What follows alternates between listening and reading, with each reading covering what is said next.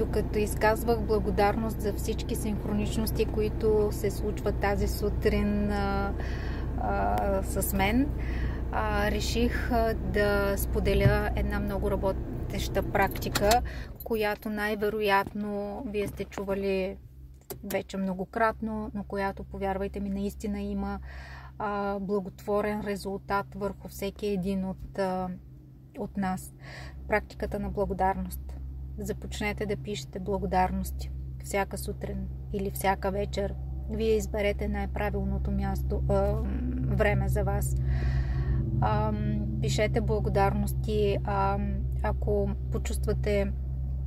Ако изпитате негативно чувство от човек, от ситуация, от момента, в който се намирате, когато ви се случи нещо негативно, изведете един лист и химикал и напишете 108 благодарности към точно този човек или точно към тази ситуация.